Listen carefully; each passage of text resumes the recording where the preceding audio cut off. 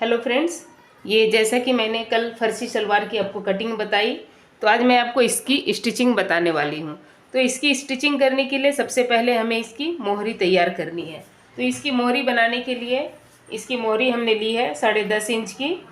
तो इसमें हमने ये 3 इंच का बकरम और कपड़ा लिया है मैंने 4 इंच का। ये पेपर पेस्टिंग बकरम है जिसे मैंने आयरन से चिपका लिया है, और 1/2 इंच कपड़ा हमने ऊपर और 1/2 इंच कपड़ा हमने नीचे छोड़ा हुआ है।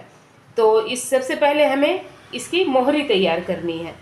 तो सबसे पहले हमें इसे इस तरह से सिल लेना है।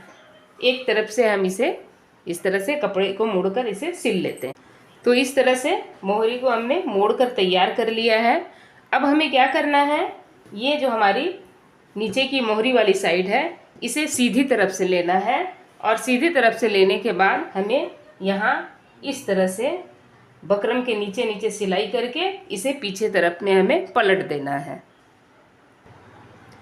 तो इस तरह से यहाँ सिलाई करने के बाद अब हम इसे पीछे की तरफ इस तरह से पलट देंगे, और पलटने के बाद हम यहाँ पूरी में सीधी सीधी सिलाई लगाएंगे। और सिलाई थोड़ी दूर दूर में ही हमें लगाना है, क्योंकि ये बहुत ही चौड़ी 3 इंच चौड़ी हमारी मोहरी। इस तरह से नीचे सिलाई लगाने के बाद अब हमें ऊपर से सिलाई लगाना है।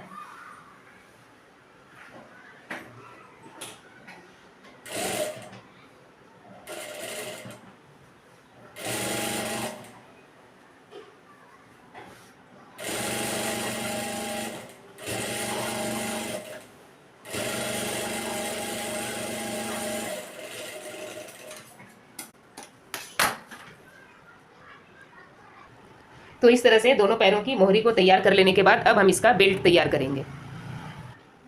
तो इस तरह से ये बेल्ट मैंने तैयार कर लिया है, और यहाँ पे थोड़ा से खुला मैंने छोड़ा है ताकि यहाँ से हम इलास्टिक डाल सकें। अब हम इसके आसन की सिलाई करते हैं। तो आसन की सिलाई करने के लिए इस तरह से दोनों पल्लों के आसन को मिलाकर हमें यहाँ दोनों साइड में इधर भी और इस तरफ भी हमें स्टिच लगानी होती है। अब हमें आसन की सिलाई करने के बाद अब हम ये बेल्ट ले लेते हैं, और बेल्ट को इस तरह से नाप कर हम इसका सेंटर निकालते हैं। तो इस तरह से जहाँ भी हमारा सेंटर है, ये 23 इंच की हमारी बेल्ट है, तो इसका सेंटर हो जाएगा 11.5 इंच पे। तो इस तरह से 11.5 इंच पे हमने निशान लगाया है। और अब इसमें हमें हमारी जो चुन्नट डलेगी वो 4.5 इंच छोड़ कर डलेगी। ये सेंटर से 4.5 इंच इधर और 4.5 इंच इधर छोड़ कर ही हमें चुन्नट डालना है।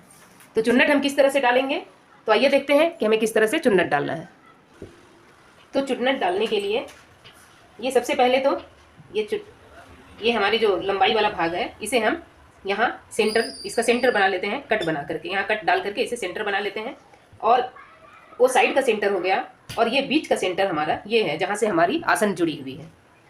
अब हमें ये हमारे बेल्ट जो है इसमें भी हमें सेंटर बना लेना है। ये एक सेंटर हो गया, और इसके किनारे किनारे से भी हमें कट मार के इसे यहाँ पर एक एक कट डाल के इसका भी सेंटर बना लेना है।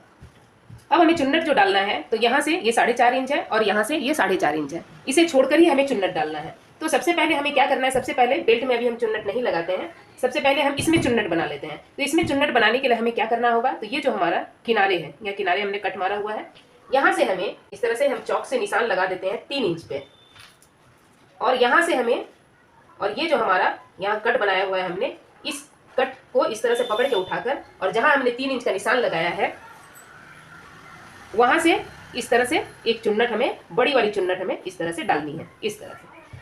उसी तरह से हमें इधर भी करना है, और उसके बाद बड़ी वाली चुन्नट डालने के बाद फिर हमें छोटी छोटी चुन्नट डालनी होगी। तो सबसे पहले हम दोनों तरफ बड़ी वाली चुन्नट डाल लेते हैं।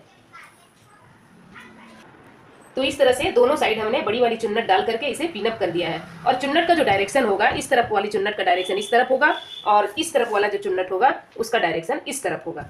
और अब हमें इसमें छोटी छोटी चुन्नट डालनी है। और सिलाई हमें कहाँ से करना है, तो सिलाई हमें यहाँ से करना है। ये जो हमारी चुन्नट है इसकी सिलाई हमें ये जो कॉर्नर में हमने सेंटर बनाया हुआ है यहाँ से इसे इस तरह से मिलाकर करना है। और इसे मिलाने के बाद ये जितनी दूर तक हमारी आ रही है उतनी दूर तक हम सीधी सिलाई करेंगे, और फिर उसके बाद इसी डायरेक्शन में ये 4.5, जहाँ भी हमारा 4.5 इंच आ रहा है वहाँ तक हम इस तरह से छोटी छोटी चुन्नट डालेंगे। और जहाँ भी हमारा ये सेंटर से सेंटर मैच कर जा रहा है और हमें ये देखना है कि ये सेंटर से सेंटर मैच कर जाना चाहिए। इस तरह से छोटी छोटी चुन्नट डालते हुए ये सेंटर से सेंटर को मैच करना है, और ठीक इस तरफ भी उसी तरह से करना है हमें। इधर भी चुन्नट का डायरेक्शन हमें इस तरफ करना है। तो आइए इसकी हम स्टिचिंग करते हैं। तो इस तरह से ये आगे मैंने चुन्नटें डाल ली है, जैसा कि आप देख सकते हैं। ये दोनों, ये इस साइड में बड़ी वाली चुन्नट है और ये छोटी छोटी 3 चुन्नट हमारी हुई है। इसी तरह से इधर भी हमारी ये बड़ी वाली 1 चुन्नट है और ये छोटी छोटी 3 चुन्नट हुई है।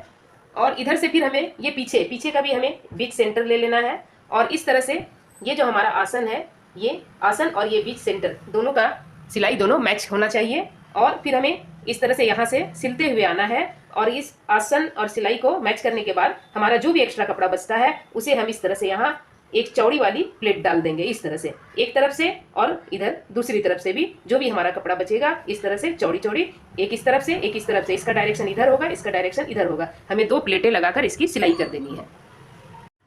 तो फ्रेंड्स, इस तरह से आप देख सकते हैं ये मेरा फर्शी सलवार बनकर बिल्कुल तैयार है।